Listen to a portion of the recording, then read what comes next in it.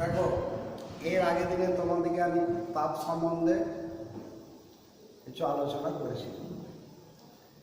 আজকে সেই তাপেরই ভাগগুলো আমরা তোমাদেরকে বলব। সেই তাপ কয় প্রকার ও কি কি? তাপ হচ্ছে তিন প্রকার। তাপটা হচ্ছে তিন প্রকার। একে হচ্ছে বোধগম্য তাপ, দুইয়ের হচ্ছে লীন তাপ, তিনের হচ্ছে বিকীর্ণ তাপ। তাহলে সেটা তোমরা লিখে নাও যে বোধগম্য তাপ। বোধগম্য তাপ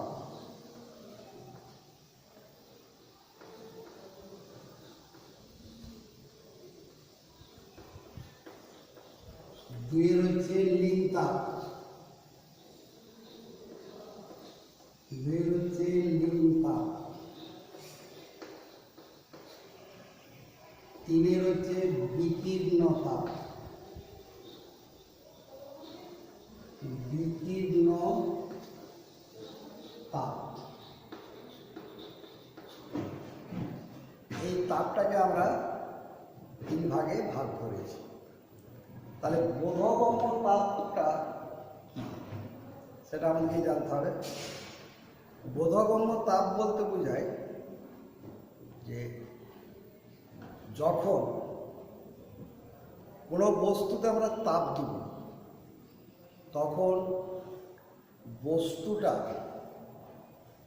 অবস্থার পরিবর্তন না ঘটে, কেবলমাত্র বস্তুটা উষ্ণতার পরিবর্তন ঘটে, তখন তাকে আমরা বলবো বোধগম্য তাপ। যখনই উষ্ণতার পরিবর্তন ঘটবে তখনই বস্তুটার উষ্ণতা বৃদ্ধিটা পাবে। এটা কিন্তু খেয়াল রাখবে। তাপ আর উষ্ণতা বা তাপমাত্রা এই দুটো জিনিস এক নয়।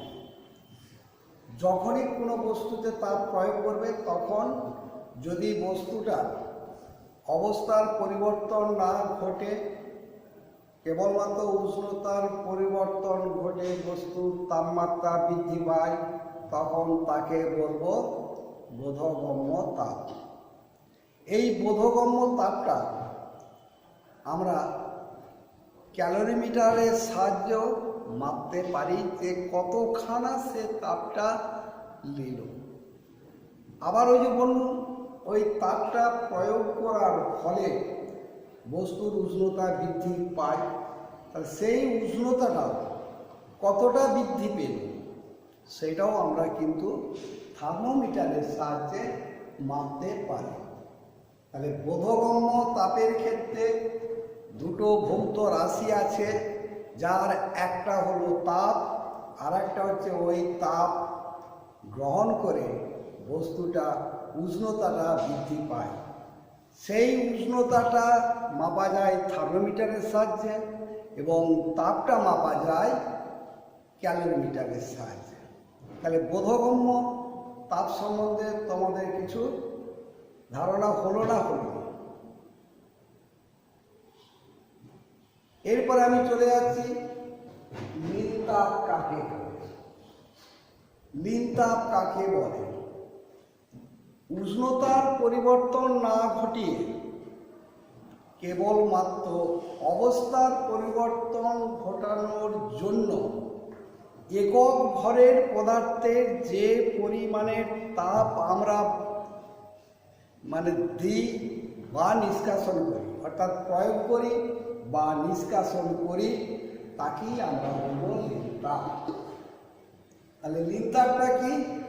বোধগম্য তাপের ক্ষেত্রে যেমন বলেছিলাম অবস্থার পরিবর্তন ঘটেনি, উষ্ণতার পরিবর্তন ঘটে অর্থাৎ উষ্ণতা বৃদ্ধি পায়, কিন্তু বোধগম্য তাপের ক্ষেত্রে ঠিক তার বিপরীতটা, অর্থাৎ এক্ষেত্রে উষ্ণতার পরিবর্তন ঘটবে না, আবার অবস্থার পরিবর্তন ঘটবে।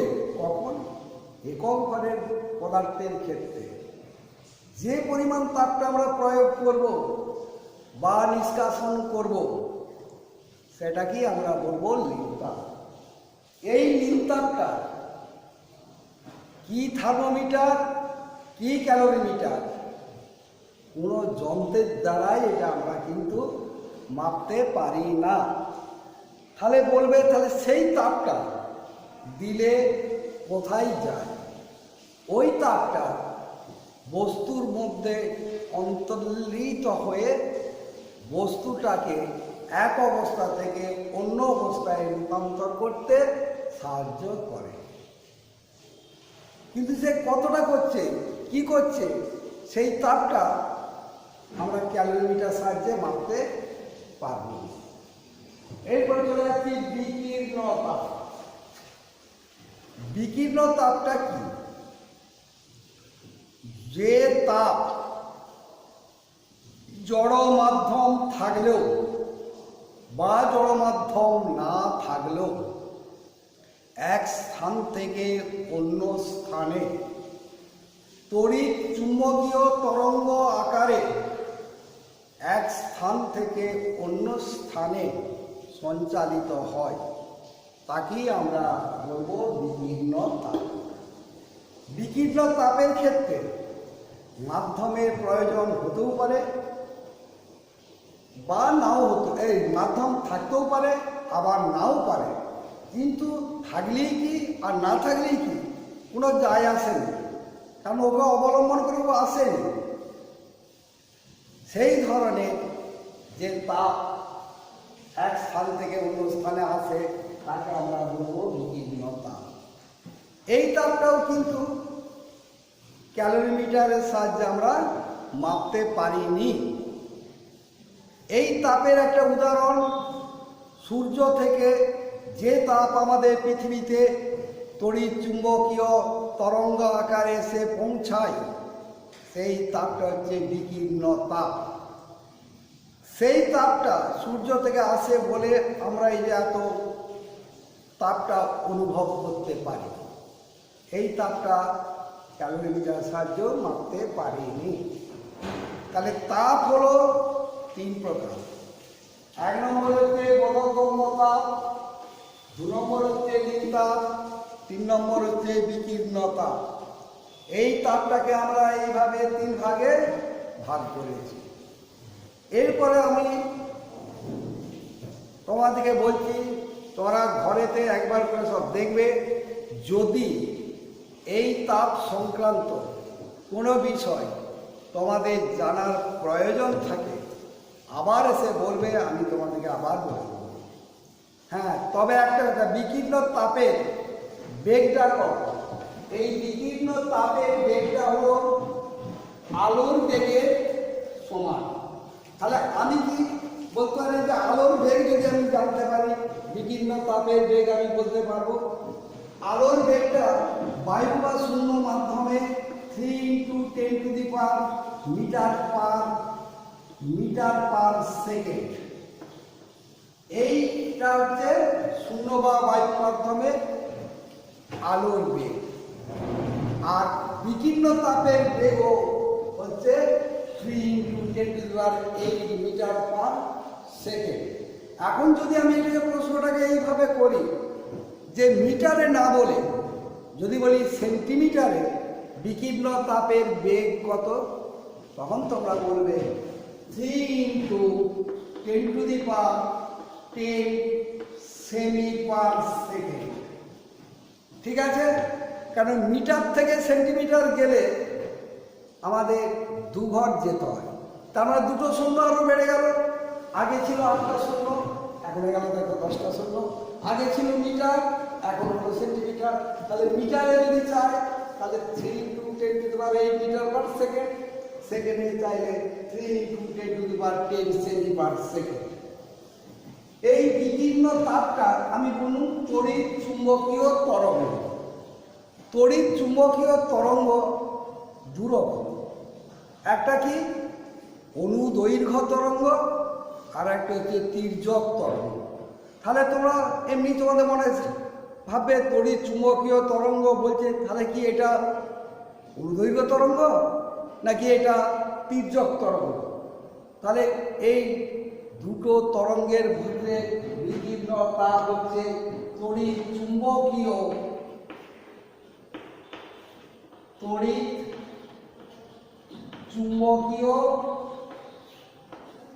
তির্যক তরঙ্গ।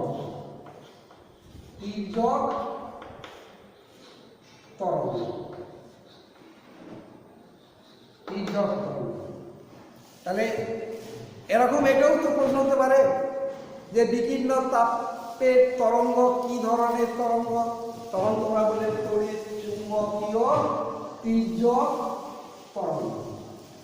ঠিক আছে, এরপরে আমি যাচ্ছি উষ্ণতা বা তাপমাত্রা। তাপের সমস্ত আলোচনা করলুম। এর মধ্যে কারো কিছু যদি কোনো অসুবিধে থাকে তোমরা অবশ্যই আমাদের বলবে, আমরা যতটা পারব তোমাকে সাহায্য করব। এরপরে চলে যাচ্ছি উষ্ণতা বা তাপমাত্রা। এই দুটো কথা বলুন একই। তাপমাত্রা বা উষ্ণতা। তাহলে তাপমাত্রা বা উষ্ণতা কাকে বলে? তাপমাত্রা বা উষ্ণতা হলো বস্তুর তাপীয় অবস্থা।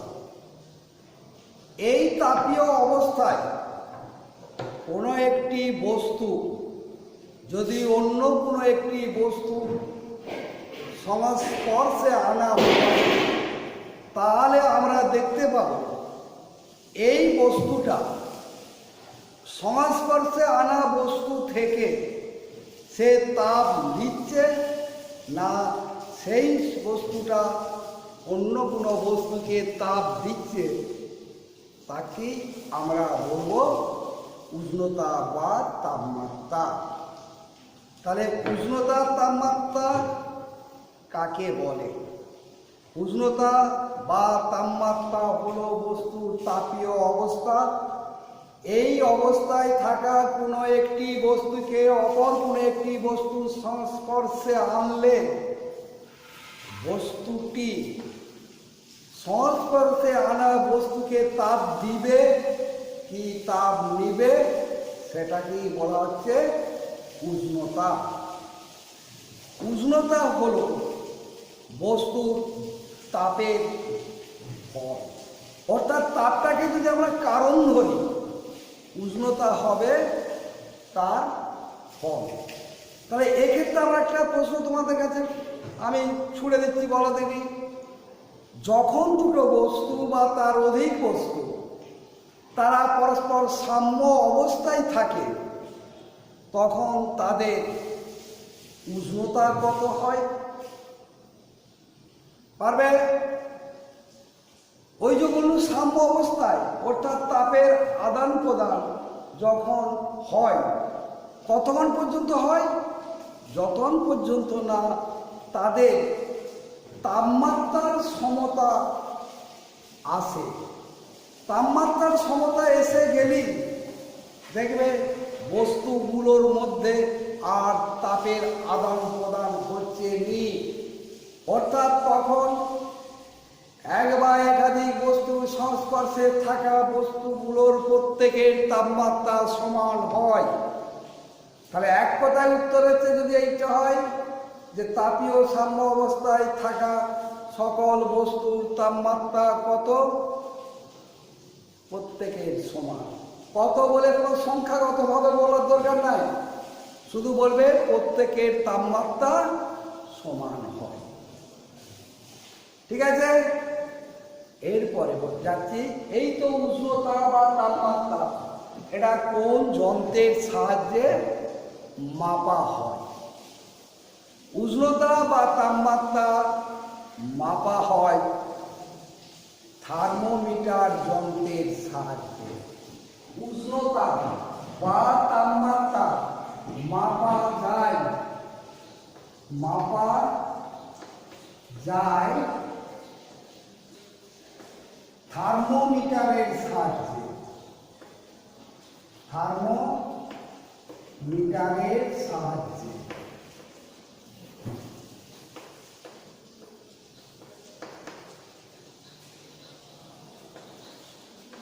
বা যদি প্রশ্ন হয় থার্মোমিটার কাকে বলে, যে যন্ত্রের সাহায্যে আমরা পদার্থের উষ্ণতা মাপতে পারি তাকেই বলে থার্মোমিটার। তাহলে থার্মোমিটার কি? বস্তুর তাপমাত্রা মাপার যন্ত্র। ঠিক আছে। সুবেদী থার্মোমিটার কাকে বলে? সুবেদী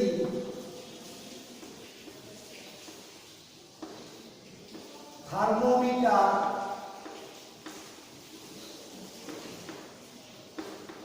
সুবেদী থার্মোমিটার কাকে বলে? যে থার্মোমিটারের সাহায্যে আমরা সূক্ষ্ম তাপমাত্রা বৃদ্ধি বা হ্রাস নির্ণয় করতে পারি তাকেই বলি সুবেদী থার্মোমিটার। তাহলে সুবেদী থার্মোমিটার কি? যে যন্ত্রের সাহায্যে, যে থার্মোমিটারের সাহায্যে আমরা সূক্ষ্ম তাপমাত্রা নির্ণয় করতে পারি বা পরিমাপ করতে পারি, সেই থার্মোমিটারকে আমরা বলবো সুবেদী থার্মোমিটার। যদি এটা হয় সুবেদী থার্মোমিটার জানি, যদি বলি থার্মোমিটারের সুবেদিতা কি? থার্মোমিটারের সুবেদিতা কি? সুবেদিতা কি? যদি এইভাবে আবার থাকে, দুটো কথাই যেমন মনে হচ্ছে একই রকম না, সুবেদী আর সুবেদিতা না, দুটোই এক নয়। কেন নয়?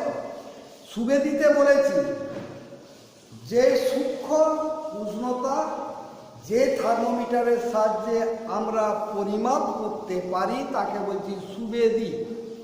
আর সুবেদিতা যে থার্মোমিটারের এই সূক্ষ্ম পরিমাপ করার ক্ষমতা তাকেই বলি সুবেদিতা, অর্থাৎ তাকেই বলি থার্মোমিটারের সুবেদিতা।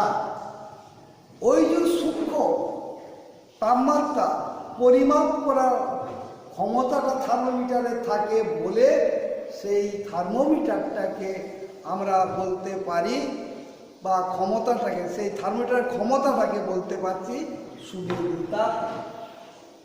হয়েছে? তাহলে সুবেদিতা হচ্ছে ক্ষমতা, সুবেদী হচ্ছে সূক্ষ্ম পরিমাপ, অর্থাৎ এটা একটা পরিমাপক বিষয়, আর এটা হচ্ছে ক্ষমতাটাকে বোঝাচ্ছে। হ্যাঁ, ঠিক আছে। এরপরে যে থার্মোমিটারে আমরা তরল হিসাবে কি ব্যবহার করি, বা থার্মোমিটারে উষ্ণতা মাপক তরল হিসাবে আমরা কি ব্যবহার করি? থার্মোমিটারের উষ্ণতা মাপক তরল হিসাবে আমরা পারদ ব্যবহার করি।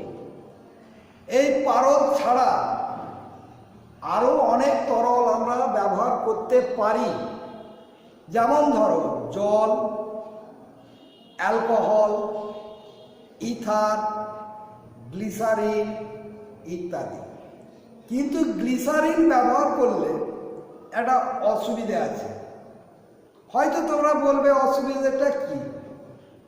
অসুবিধাটা হচ্ছে গ্লিসারিনের প্রতিসরাঙ্কটা কাচের প্রতিসরাঙ্কের প্রায় সমান। তাই কোনো থার্মোমিটারে আমরা যদি গ্লিসারিন ব্যবহার করি তাহলে আমরা লক্ষ্য করে দেখব যে তাপমাত্রা ভেদে গ্লিসারিনের সংকোচন বা প্রসারণশীল কতটা হয়েছে সেটা আমরা কাঁচ ভেদে আর দেখতে পাইনি। যার জন্যে আমরা পারদ থার্মোমিটারে গ্লিসারিন ব্যবহার করিনি। তাহলে কারণ হচ্ছে একটাই, যেটা হচ্ছে গ্লিসারিনের প্রতিসরাঙ্কের সঙ্গে কাঁচের প্রতিসরাঙ্ক প্রায় সমান, তাই কাঁচ ভেদে গ্লিসারিনের পাঠ লক্ষ্য করা যায় না, সেই জন্যে থার্মোমিটারে গ্লিসারিন ব্যবহার করা হয় না। আবার যদি জল ব্যবহার করি, এমনি তোমরা জানো যে স্বাভাবিক বায়ুমণ্ডলের চাপে জলকে 34 ফুট উপরে তুলতে পারে। তাহলে সেই 34 ফুট দূরত্ব মানে একটা থার্মোমিটারের যদি দৈর্ঘ্য হয়, সেই থার্মোমিটারটা বহন করা বা সেই থার্মোমিটারের ব্যবহার করা অসুবিধা হয়, যার জন্যে জলও ব্যবহার করা যায়নি।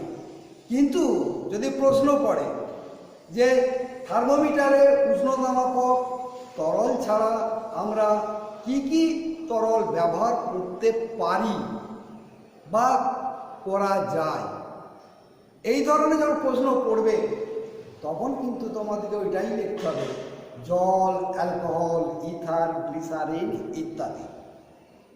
এরপর হয়তো বলবে স্যার তাহলে থার্মোমিটারে আমরা পারদ ব্যবহার করি কেন? পারদ ব্যবহার করার পেছনে অনেক কিন্তু আমাদের সুবিধে আছে। সেই সুবিধেগুলো কি?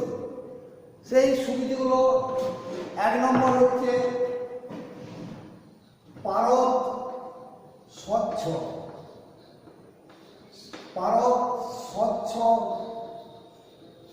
ও চকচকে।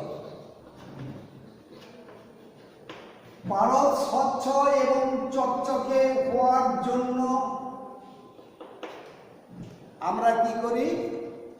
কাঁচ ভেদে তাকে সহজে লক্ষ্য করতে পারি, ফলে পারলে আর আমাদের সুবিধা হয়। 2 নম্বর হচ্ছে পারদ বিশুদ্ধ অবস্থায় পাওয়া যায়।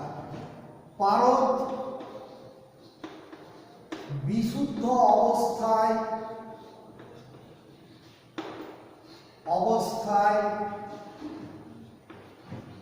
পাওয়া যায়।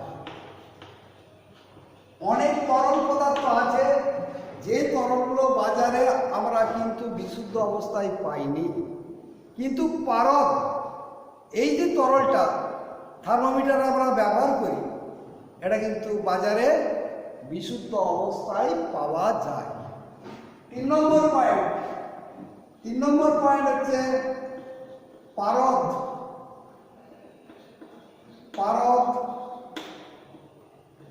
কাঁচ পাত্রের গায়ে লেগে থাকে না। কাঁচ পাত্রের গায়ে লেগে থাকে না।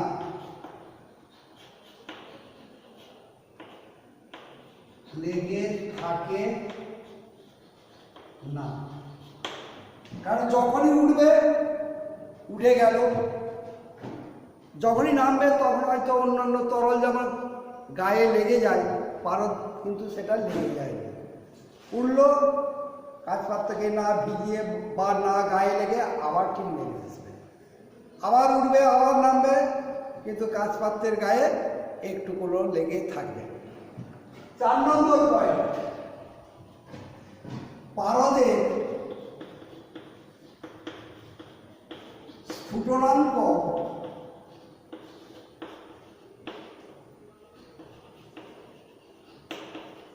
357 ডিগ্রি সেন্টিগ্রেড এবং হিমাঙ্ক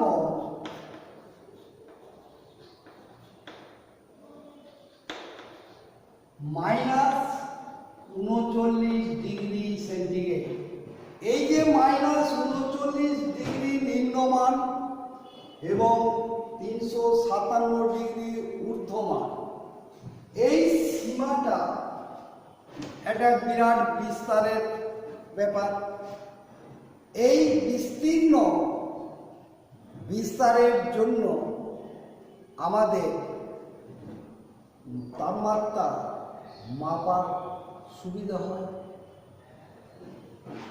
5 নম্বর পয়েন্ট, পারদ তাপের সুপরিবাহী। তাপের সুপরিবাহী। সুপরিবাহী শুনতে কি? সুপরিবাহী বলতে আমরা বুঝি যে তাপটা তার মধ্য দিয়ে সহজে যেতে পারে। তাহলে কি হয়? আমাদের দেহের তাপমাত্রা বা কোনো বস্তুর তাপমাত্রা মাপতে গেলে পারদ সুপরিবাহী বলে তাদের তাপটাকে দিয়ে পারদের দৈর্ঘ্যটা ওঠানামা করতে পারে। তাহলে এই 5টা কারণের জন্যে আমরা বলতে পারি থার্মোমিটারের পারদ ব্যবহারের সুবিধা আছে। তাহলে তোমরা হয়তো বলবে, পারদ ব্যবহার করলে সবসময় কি আমরা সুবিধে পাই? তার কোনো অসুবিধা নাই? হ্যাঁ, অসুবিধে আছে। কি অসুবিধে আছে? এই যে বলছি 257 ডিগ্রি সেন্টিগ্রেড হচ্ছে স্ফুটনাঙ্ক, তাহলে এর বেশি তাপমাত্রা। আবার দেখো -39.39 ডিগ্রি সেন্টিগ্রেড হিমাঙ্ক, খুব কম তাপমাত্রা। তাহলে পারদে এই থার্মোমিটারে পারদ ব্যবহার করলে খুব বেশি তাপমাত্রা বা খুব কম তাপমাত্রা পরিমাপ করা যায় না। এটি কিন্তু খেয়াল রাখবে যে খুব বেশি যদি তাপমাত্রা আমি থার্মোমিটারের সাহায্যে মাপতে যাই, তাহলে কিন্তু সেই মাপটা আমি নিতে পারবো নি। আবার যদি খুব কম তাপমাত্রা আমরা মাপি, তাহলে দেখবো সেটাও পাওয়া যাচ্ছে নি। তাহলে এটা একটা অসুবিধে।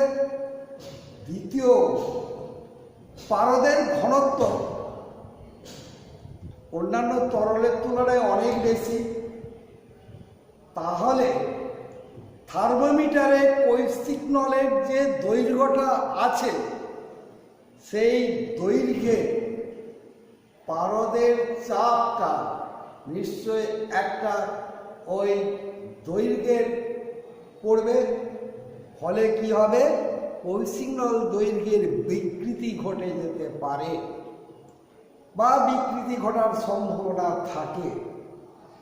আর যখনই কৈশিক নলের দৈর্ঘ্যের বিকৃতি ঘটবে, তখনই কোনো বস্তুর সঠিক দৈর্ঘ্য আমরা নির্ণয় করতে পারব না। কেন পারব না? পারদের ঘনত্ব অনেক বেশি হওয়ার জন্য কি হয়? কৈশিক নলের থার্মোমিটারের যে একটা কৈশিক নল সরু নল থাকে, দেখেছ? সেই নলের যে দৈর্ঘ্যটা, পারদের একটা চাপ পড়বে। পড়ার সঙ্গে সঙ্গে কৈশিক নলে দৈর্ঘ্যের বিকৃতি ঘটে যাওয়ার সম্ভাবনা থাকে। তাই পারদ থার্মোমিটারে পারদের দিয়ে মাপাটাও কিন্তু একটা অসুবিধা আছে। এরপরে হচ্ছে থার্মোমিটার। থার্মোমিটারের স্থিরাঙ্ক কাকে বলে? থার্মোমিটারের স্থিরাঙ্ক বলতে বোঝায় যখন আমরা কোনো থার্মোমিটার ব্যবহার করি, তখন দেখবে থার্মোমিটারে সর্বনিম্ন একটা অবস্থানের মান লেখা থাকে, আবার সর্বোচ্চ উচ্চতায় একটা মান লেখা থাকে। এই দুই বিন্দুর মধ্যবর্তী মানকেই আমরা বলবো থার্মোমিটারের স্থিরাঙ্ক। বুঝতে পারলে তো? থার্মোমিটারের একটা সর্বনিম্ন পাঠ এবং একটা সর্বোচ্চ পাঠ অবস্থান করে। সেই অবস্থানটা বা অবস্থান দুটির মধ্যবর্তী যে দূরত্ব, তাকেই বলি স্থিরাঙ্ক। এই স্থিরাঙ্ক আবার দুই প্রকার। কি কি? যেটা উপরে থাকে সেটাকে বলি ঊর্ধ্ব স্থিরাঙ্ক, এবং যেটা নিচে থাকে সেটাকে বলি নিম্ন স্থিরাঙ্ক। অর্থাৎ ওর নিচে আর পারদটা নামবে না। আবার যতই তাপলে ওই যে ঊর্ধ্ব স্থিরাঙ্কের উপরে আর পারদ উঠবে না।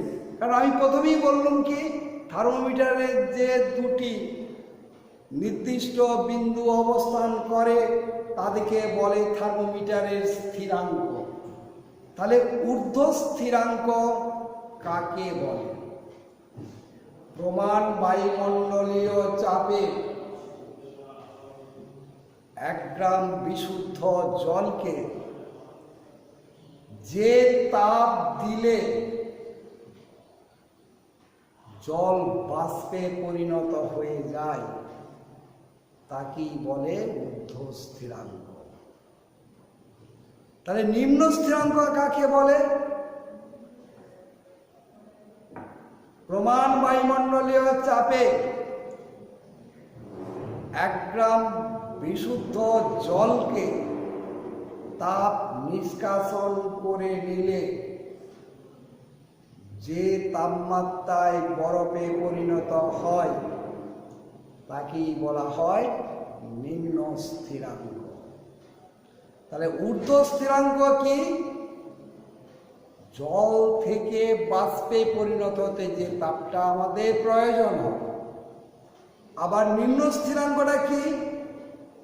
জলকে বরফে পরিণত করতে যে তাপটা আমরা নিষ্কাশন করে নিই সেই তাপমাত্রাকেই বলা হচ্ছে নিম্ন স্থিরাঙ্ক।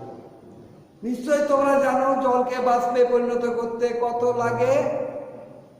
100 ডিগ্রি সেন্টিগ্রেড। আবার জলকে বরফে পরিণত করতে কত তাপ লাগে? 0 ডিগ্রি সেন্টিগ্রেড। তাহলে এই থার্মোমিটার আবার কয় প্রকার ও কি কি?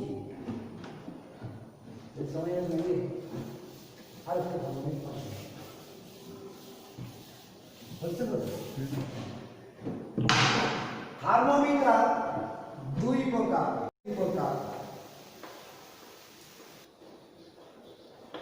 সেই দুই প্রকার কি কি? একের হচ্ছে সেলসিয়াস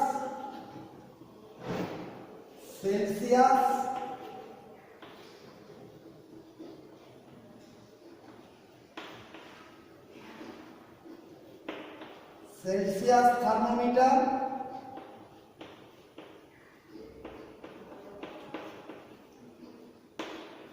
দুইয়ের হচ্ছে ফারেনহাইট থার্মোমিটার।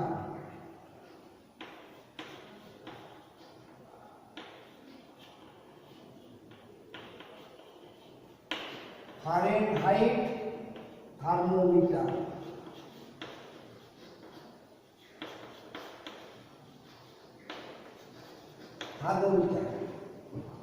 তাহলে এই যে তাপমাত্রায় কোন একটা বস্তুর তাপমাত্রা আমরা দুটো স্কেলের সাহায্যে প্রধানত মেপে থাকি, যা একটা সেলসিয়াস থার্মোমিটার আর একটা হচ্ছে ফারেনহাইট থার্মোমিটার।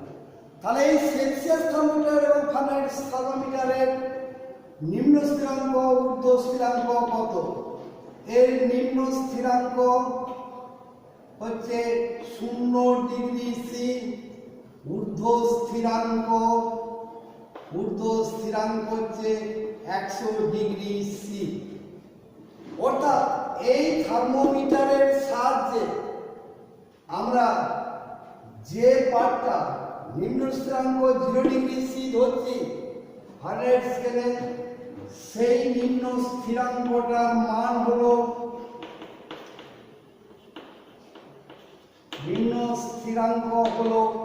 32 ডিগ্রি ফারেনহাইট এবং ঊর্ধ্ব স্থিরাঙ্কটা হলো 212 ডিগ্রি ফারেনহাইট।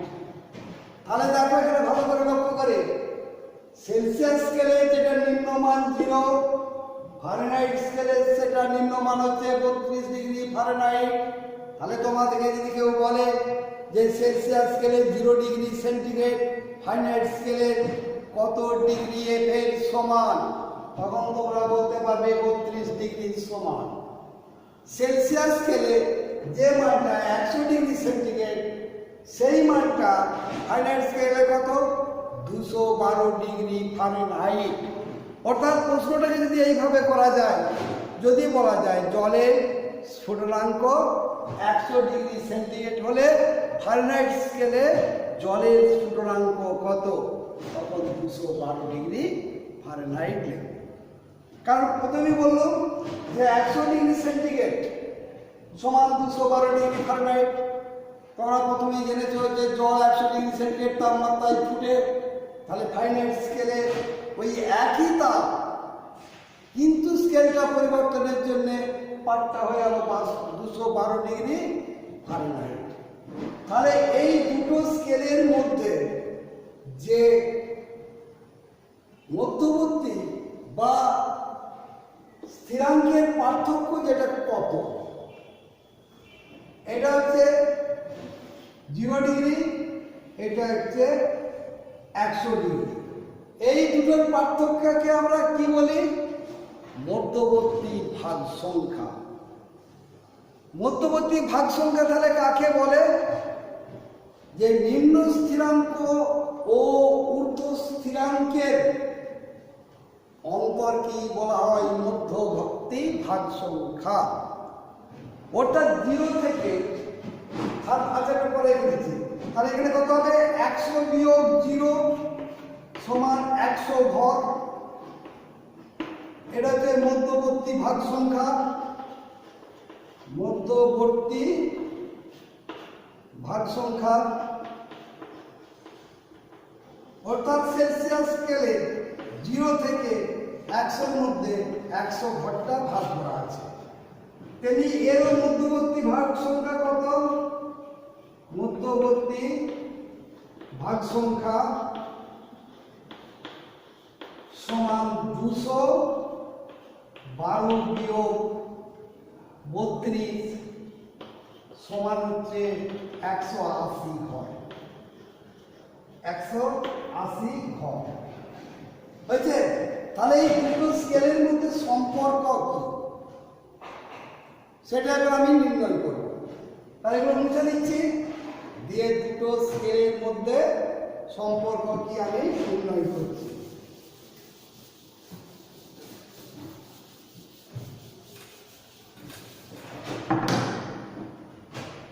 তোমরা ছবিটা গেলাম,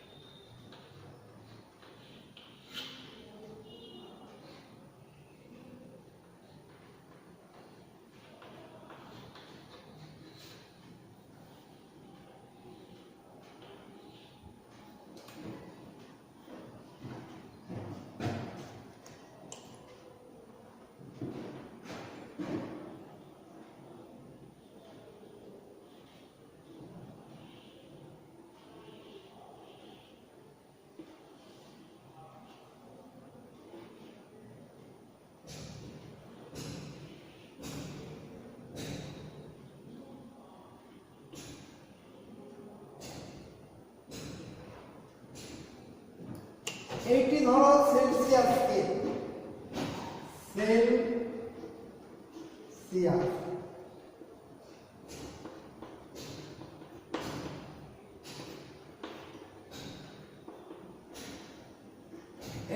ফারেনহাইট স্কেল।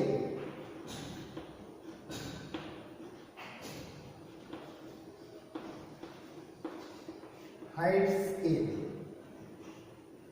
এটি ধরো সেলসিয়াস স্কেলের সবচেয়ে নিম্ন মান 0 ডিগ্রি সি। এটি ফারেনহাইট স্কেলের সবচেয়ে নিম্ন মান 32 ডিগ্রি এফ। এটি সর্বোচ্চ উচ্চ বা ঊর্ধ্ব স্থিরাঙ্ক 100 ডিগ্রি সি। এটি সর্বোচ্চ ফারেনহাইট স্কেলের ঊর্ধ্ব স্থিরাঙ্ক 212 ডিগ্রি এফ।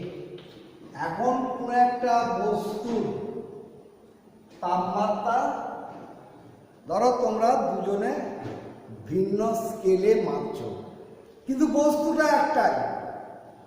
তাহলে সেই বস্তুটা আমি থার্মোমিটার দুটো ভিন্ন হলেও তাপটা তো বস্তুর মধ্যে একই থাকবে। সেই তাপটা কত সেলসিয়াস স্কেলে আমি ধরছি ডিগ্রি সি, এবং ফারেনহাইট স্কেলে ধরছি degree F. Degree F R এটা ধরছি ডিগ্রি সি। এখন তুমি ধরো সেলসিয়াস স্কেলে মেপেছো, তাহলে এইখান থেকে এই পার্টটা সেলসিয়াস স্কেলে কত? এটা 0 থেকে তোমার কাছে কত? সি ঘর, সি ঘর, তাই তো? তাহলে এখানে পার্টটা হচ্ছে সর্বোচ্চ সি ডিগ্রি থেকে 0 ডিগ্রি বাদ দিলে হচ্ছে ডিগ্রি সি তুমি পেলে। আবার তুমি ধরো ফারেনহাইট স্কেলে ওই বস্তুটার তাপমাত্রা মাপতে গেছো, তোমার পার্টটা হচ্ছে ডিগ্রি এফ। কিন্তু এই ডিগ্রি এফটা এই যে তার নিম্ন সীমা থেকে এফ পর্যন্ত গেছে, এই মানটা কত? সর্বোচ্চ হয়েছে তোমার 1 ডিগ্রি, তার থেকে 32 বাদ দিয়ে দিতে হবে, কারণ 32টা থেকে উঠেনি তো, উঠছে তো 32-এর পর থেকে এটা উঠছে, আর এটা 0 থেকে উঠছে, তাহলে 32টা নিচে রয়ে গেছে। সেই জন্য পেয়েছি 1 ডিগ্রি, তার থেকে 32 বাদ দেব। তাহলে আমি দেখতে পাচ্ছি যে যে সেলসিয়াস স্কেলে পার্টটা নিয়েছিল সেই পার্টটা তার ডিগ্রি সি হয়েছিল, আর তুমি যে ফারেনহাইট স্কেলে নিয়েছিলে তোমার ডিগ্রি এফ হয়েছিল। তাহলে বস্তুটার তাপটা তো প্রত্যেকের থার্মোমিটারে এক হওয়ার দরকার ছিল, কিন্তু হয়নি কেন? কারণ থার্মোমিটার দুটো আলাদা হওয়ার জন্যে তাদের মধ্যবর্তী যে ঘরগুলো কাটা ছিল সেইগুলো তো সমান থাকেনি, তাহলে তাদের পার্টটাও সমান নয়। কিন্তু আমরা বলতে পারি বস্তুর তাপটা যেহেতু একই ছিল, তাহলে যে সেলসিয়াস স্কেলে নিয়েছে তার ডিগ্রি সি মানটা এই এফ মাইনাস 32 ডিগ্রি এফ এর সমান, তাই তো? এখানে বস্তুর তাপটা একই ছিল। তাহলে এইটা যেমন জানলে, তাহলে পুরো স্কেলের মধ্যে রিলেশন কি করে এরপরে স্থাপন করব। কারণ আমরা প্রথমেই শিখুন কি যে 100 ঘর সেলসিয়াস স্কেলে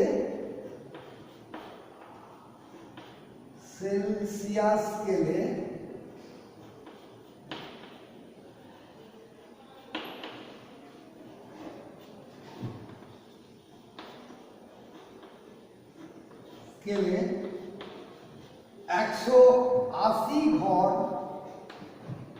ফারেনহাইট স্কেলের সমান, ফারেনহাইট স্কেলের সমান।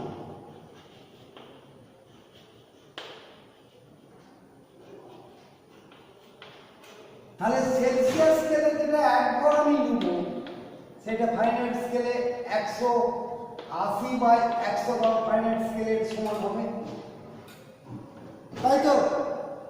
তেমনি আমি সেলসিয়াস স্কেলে কত নিয়েছিল? সি ডিগ্রি সি ঘর, এই সি ঘর সেলসিয়াস স্কেলে 180 × c/100 100 ঘর ফারেনহাইট স্কেলের সমান। এবারে কাটাকাটি করো, সমান 9c বাই 5 ঘর ফারেনহাইট স্কেলের সমান। কিন্তু ছবি অনুসারে আমরা কি পেয়েছি যে সি ঘর ফারেনহাইট স্কেলের -32 ঘরের সমান। তাহলে শর্তে বা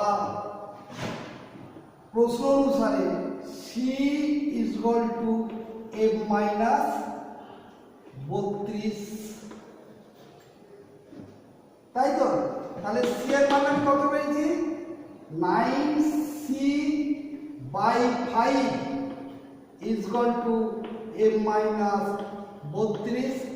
অতএব এই 9টাকে যদি এখানে নামিয়ে দিই তাহলে এখানে 9 তো থাকবে না, c by 5 is equal to -32/9। এই যে সম্পর্কটা বেরোলো, এই সম্পর্কটাই হচ্ছে ফারেনহাইট স্কেল এবং সেলসিয়াস স্কেলের মধ্যে সম্পর্ক। তাহলে যদি তোমাকে 1 নম্বরের প্রশ্ন বলে যে সেলসিয়াস স্কেল এবং ফারেনহাইট স্কেলের মধ্যে সম্পর্ক কি, তখন তোমরা বলবে c by 5 is equal to -32/9। আবার একটা জিনিস দেখো, যদি তোমাকে বলে সি ঘরের বা সেলসিয়াস স্কেলে 1 ঘর ফারেনহাইট স্কেলের কত ঘরের সমান, তাহলে দেখো সেলসিয়াস স্কেলের 1 ঘর মানে 100 ঘর সেলসিয়াস স্কেলে ডিগ্রি সি সমান 180 ঘর। 100 ঘর সমান 180 ঘর, তাহলে 1 ঘর সমান কত হবে?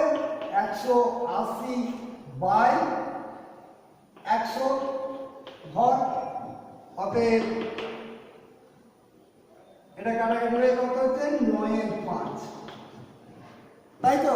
তাহলে যে সেলসিয়াস স্কেলের 1 ঘর ফারেনহাইট স্কেলে সেটা 9/5 ঘর। অর্থাৎ সেলসিয়াস স্কেলের 1 ডিগ্রি সেন্টিগ্রেড তাপমাত্রা বৃদ্ধি মানে ফারেনহাইট স্কেলের 9/5 ডিগ্রি ফারেনহাইট এর সমান। আবার যদি বিপরীতটা ধরি তাহলে উল্টি দাও, যদি বলে 1 ডিগ্রি ফারেনহাইট সমান কত ডিগ্রি সি, 1 ডিগ্রি ফারেনহাইট সমান 5/9 ডিগ্রি সি। আজ এই পর্যন্ত থাক, এর পরবর্তী পর্যায়ে আবার তোমাদেরকে বলবো।